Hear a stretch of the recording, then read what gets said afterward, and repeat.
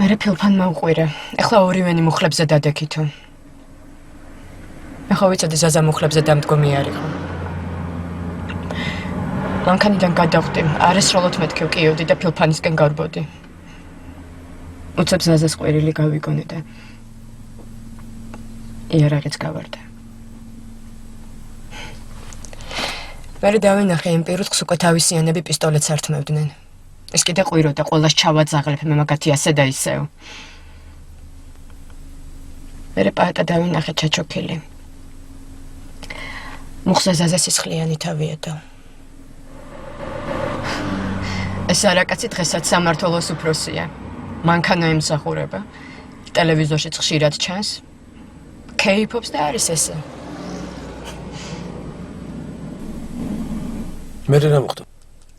ბალისტიკურმა ექსპერტიზამ დაადგინა ტყვის ტრაექტორია. იარაღის იდენტიფიკაციაც არ გაჭირვებიათ. მოწმება მის საჩვენება. მერე? ჯერ პაატა დაიკარგა სადღაც. მერე მამუკასთან მივიდნენ სახლში. მოწმეებმა ჩვენება შეცვალეს. ექსპერტიზამ დაადგინა, რომ ტყვია სულ სხვა იარაღიდან იყო გასროლილი. მკვლელობა თავის თავზე ფილფანის მძღოლმა აიღო. ის კაცი მე მგონი წელიწად ნახევარში გამავა ციხიდან. მამუკა ცხოვრობს სადღაც მონასტერში.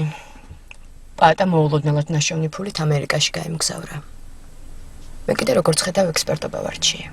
და შენ რა იმედი გაქვს რომ ნამუსიან ექსპერტს ამ კოშმარის შეცვლა შეუძლია? არ ვიცი, უბრალოდ მე ჩემს საქმეს ვაკეთებ და ველოდები. რას ველოდები? იცი რა თქვა ერთმა ბრძანმა ინდიელმა? რაო? თუ საკმარისად დიდხანს იჯდები მდინარის ნაპირზე, ადრე თუ გვიან წყალი შენი მტრის გვამს ჩამოატარებსო. გამოიწერეთ ემიგრანტ TV. მოიწონეთ ვიდეო და გაუზიარეთ სხვასაც.